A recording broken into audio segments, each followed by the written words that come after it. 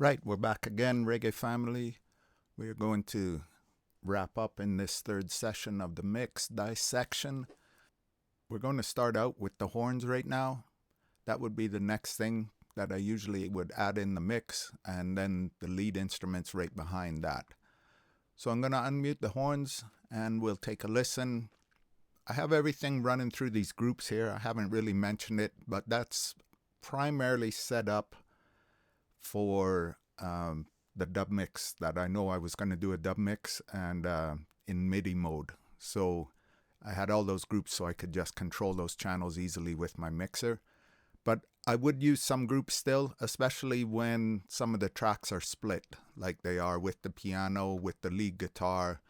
All the stereo tracks are split, so I would send them to a group still to process them together regardless.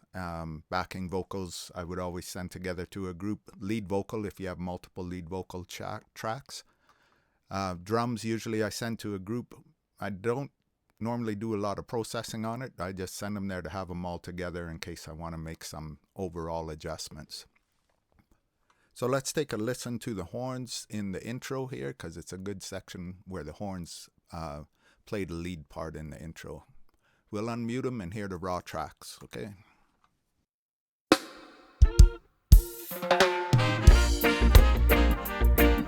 Why?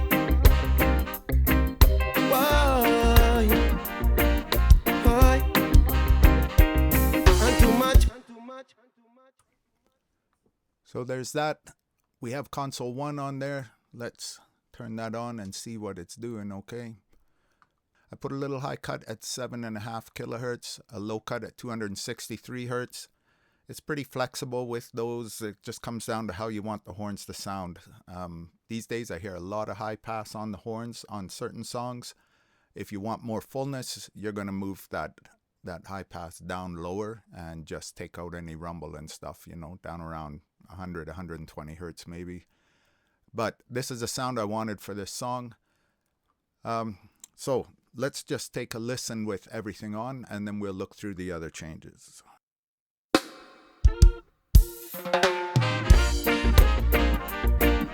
Why?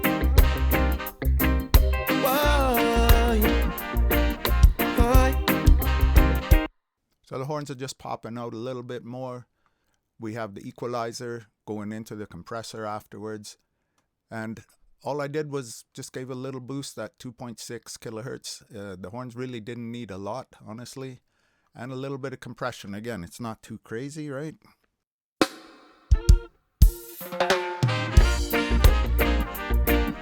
Why?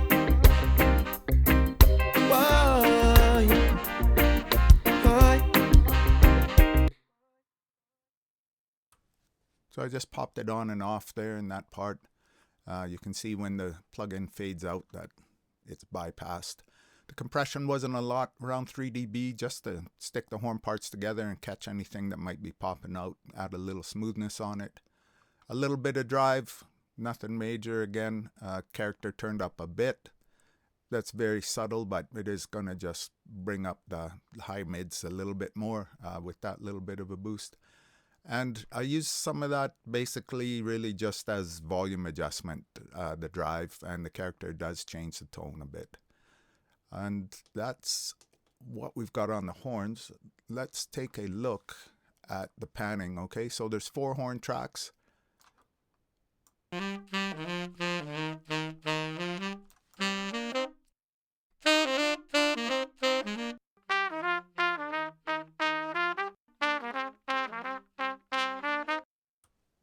All right, so you can hear them. They have a little bit of bleed. They're recorded together, obviously, and there's no issue with that. Sounds great. So 2 sax parts, 2 trumpet parts, and I've panned them left, the first main sax part left, the next one right. Let's solo those.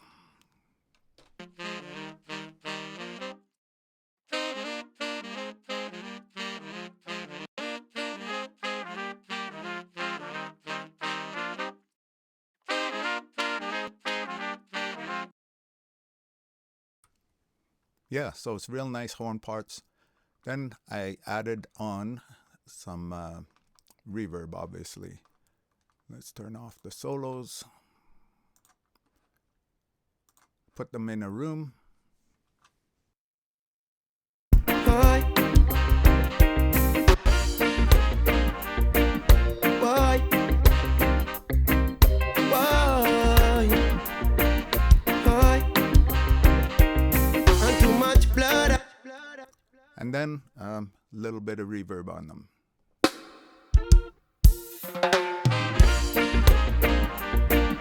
Why? Why? Why? And the nice thing, using the room plugin throughout the song on the other tracks has left a good bit of space in the mix to allow to add some reverb. You know, I wanted reverb on the lead guitar, obviously, on the horns.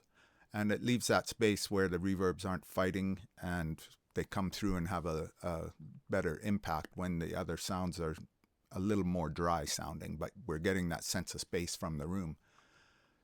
So I stuck these on the piano section in the room plugin. There is no horns area, so I just chose one that sounded good. I thought this one sounded nice. Let's take a listen to the room alone. Let's solo the horns.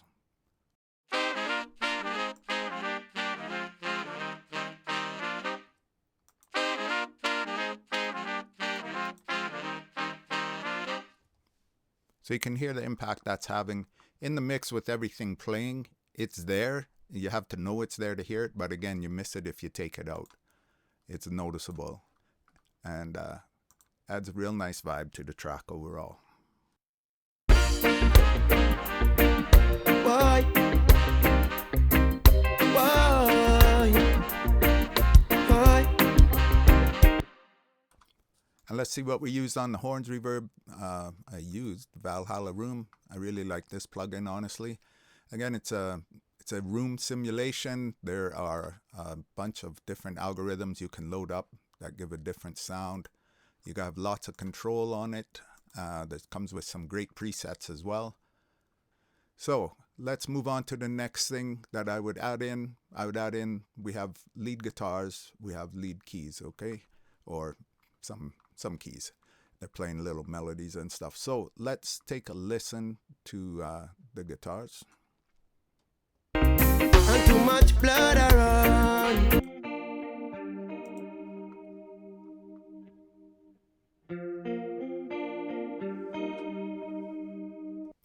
Right, so nice guitar sound, chorus. Let's take a look at what console 1's doing on here again.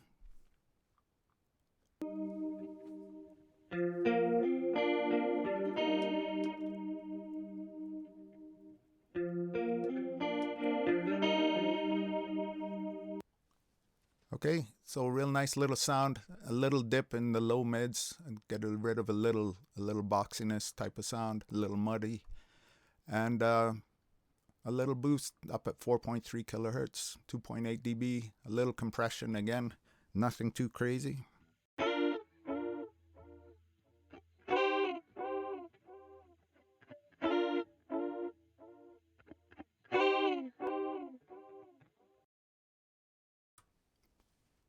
And it's recorded with the delay and everything, so I didn't have to mess around with that.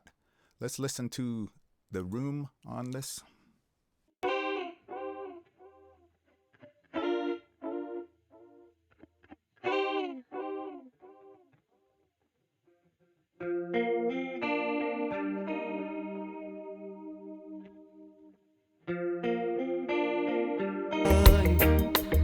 And too much blood around.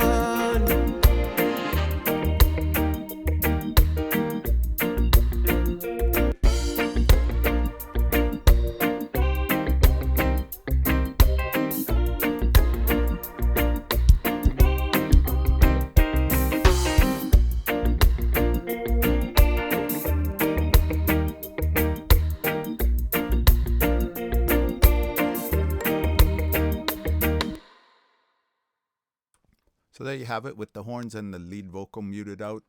And you can hear that room again, the fullness that it's adding to the sound overall, really helping fill it out.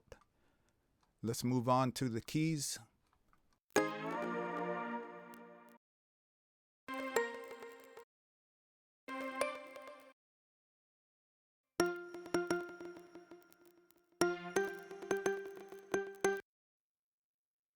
Right, so it's a little mallet sound going on there. Let's mute out the vocal, the horns, the lead guitar, and let's see what we're doing with these keys here.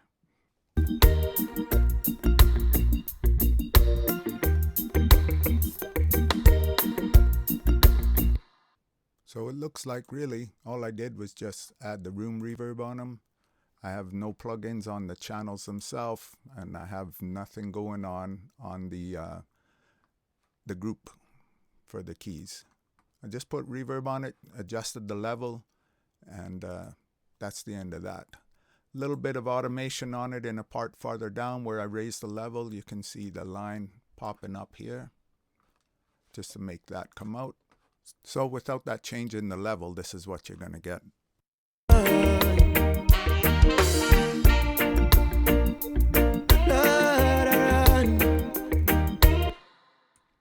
It gets a little lost in there, and with the boost on,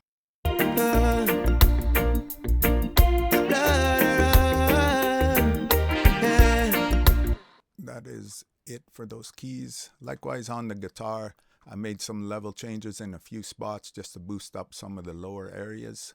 You can see right in those 3 locations, and towards the end I raised it up as well. Automation is, again, kind of subtle, but you want to listen. You want to find spots where's something getting buried, where you're going to maybe pull something out, which we'll talk about in a few seconds here. And that is all for the main instruments. You know, that's the mix done right there. You could see everything is not drastic. You know, there's some subtle changes going on, but it all adds up. There's no crazy compression. There's no crazy EQ going on. It's all just little touches that bring out the sound that's there in the mix already. Okay, I want to show you my automation on the master channel is the other thing. Let's turn it on so that it's reading, and you can see how the line pops here as it goes up. These are the chorus sections, and we are going from -9 up to 0 or -0.02. So basically I'm pulling it down almost a dB in the intro, in the verses, and then letting the chorus come up. Let's take a listen from a verse into a chorus and then out again, and we'll see the impact it has. It's subtle again, but it just gives that little extra boost to the chorus sections and helps them to pop out. Help us in this time. I just wanna cry. Why? And too much blood I run in a jam down. Let's check it coming out now, going back into the verse. We need to make a change now. So it sounds very natural. You wouldn't know it's there. You know, it's a subliminal kind of thing, but it just gives those choruses a little pop when you're entering into there.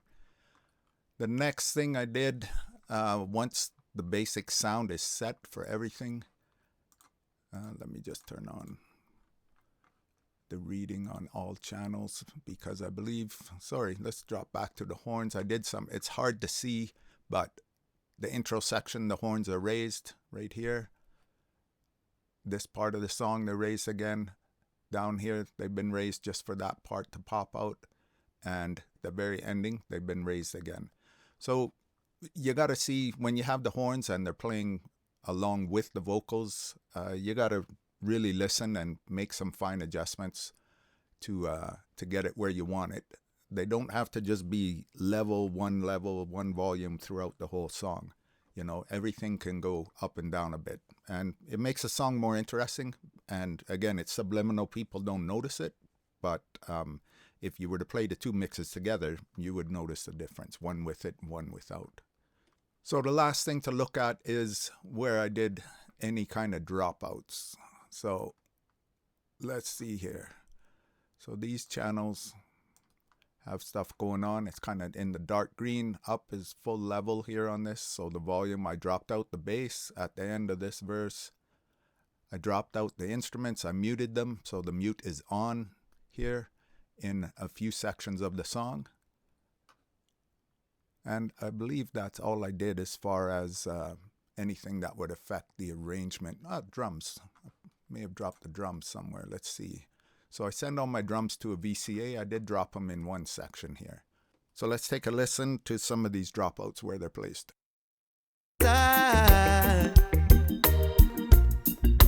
Just in a being, he will guide you, and too much blood around.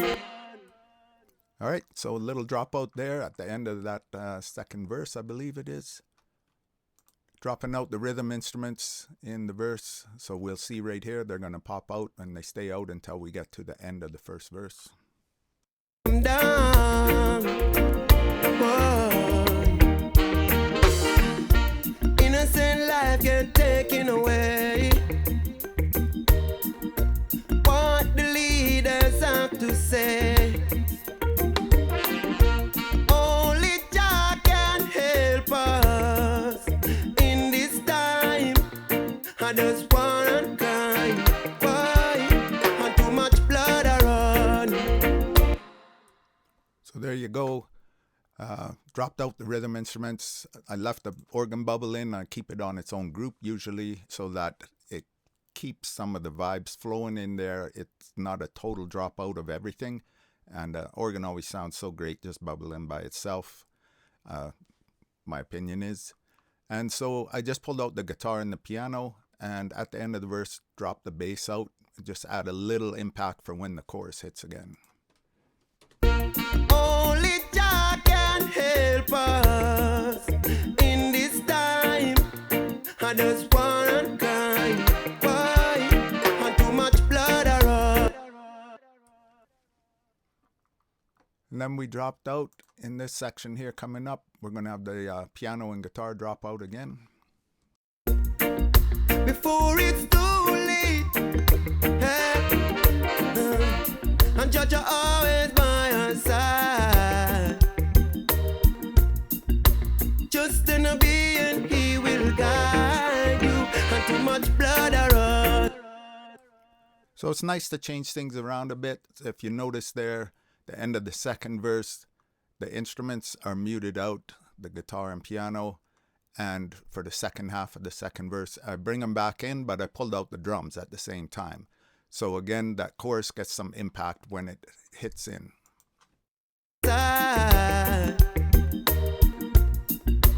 Just in a being, he will guide you, and too much blood around. Right, gives you a nice little vibes there. And later down in the song, we dropped out the rhythm instruments again. And too much blood around. Hold up, the bass is dropped out down there. Blood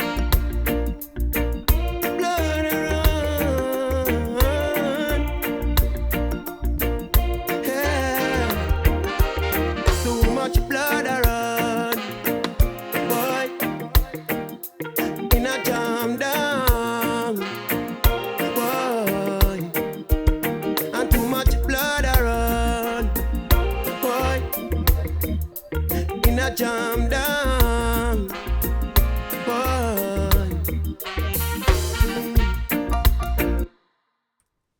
So there you have it. That's all I did to adjust the arrangement. You know, I like those changes down at that end section there because it's coming out from a bridge almost type section, although the chords and everything staying the same, but it's a different vibe in the song there. And then suddenly, you know, it breaks down with that bass coming out.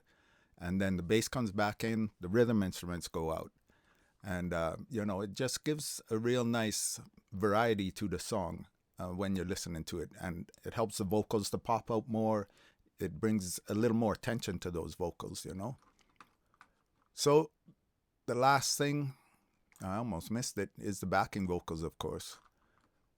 So let's turn those on. Let's go up to the beginning, first chorus. Blood around. Too much blood. In a jam down. Whoa. Too much blood. Too much blood around. So we have these backing vocals, and what we got is a lot of them are doubled up. I pan them off left and right in pairs.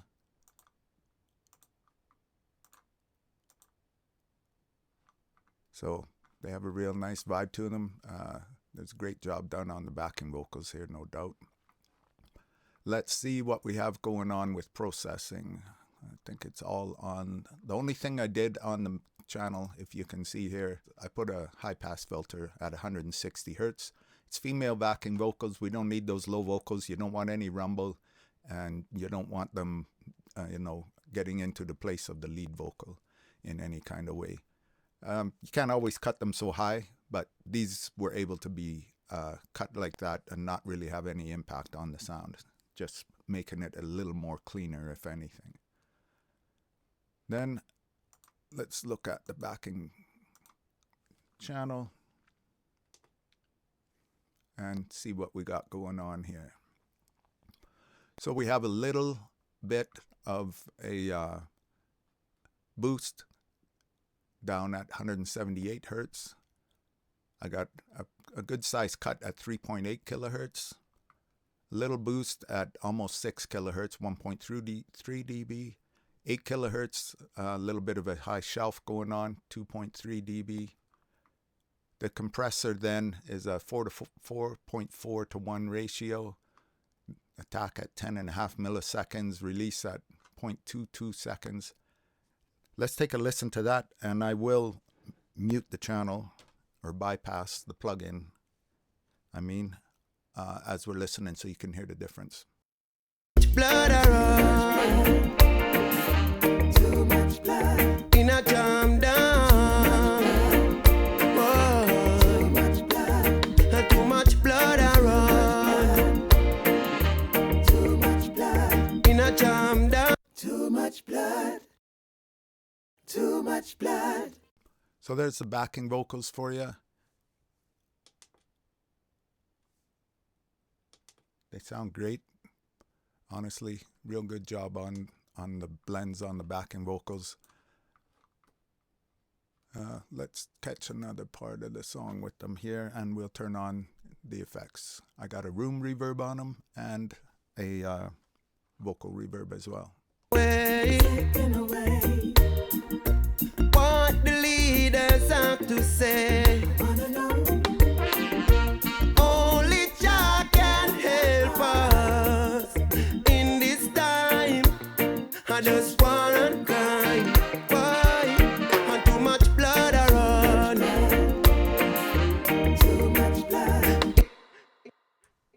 Yeah, so there you have it. It's nothing too heavy again on the reverbs, just helping them sit in the mix a little bit, putting them in the room with everything else. I used the same room reverb and vocal reverb, sending to the exact same plugin as on the lead vocals. So it's all together in the same vibe there. Let's solo the vocals so that we can hear the reverb. Much blood around. Too much blood in a jam down. Too much blood. Whoa. Too much blood. And too much blood around. Too much blood in a jam down. Too much blood. Whoa. Too much blood. Yeah, so you can really hear that. Right, so the last thing I want to do is just play the room group and mute it so you can hear those room reverbs, what they're really adding to the mix. You got to really tune in your ear to listen and hear when it drops out. But you will hear everything just kind of expands a bit when it's on. There's a bit more fullness overall to the mix. Why? And too much blood around. Too much blood in a jam down. Whoa. Too much blood. And too much blood around. Too much blood in a jam down.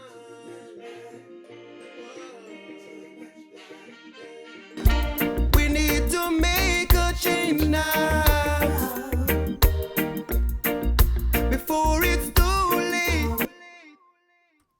So if you're hearing that, I find it just helps everything to really gel together. It gives a nice type of one sound to everything. It's almost like a glue type of thing. That word gets kind of maybe overused these days in music production, but it does definitely add a vibe there. Everything would be pretty dry without it. I would have more reverb on everything, but the mix wouldn't be as clean, in my opinion. So that's really about all I've done in this mix. I want to thank you for tuning in and checking out these videos. As I said at the beginning, I've wanted to do this for a long time, but I was waiting for the right song to do this with. So I'm glad this one came along late last year, and I got the opportunity to mix it. So again, big thanks to R&L Music, Skunga Kong, all the musicians, the singers, Ijah Reece. Yeah, man. That's it, people. Go make some music. How you mean? In a jam down.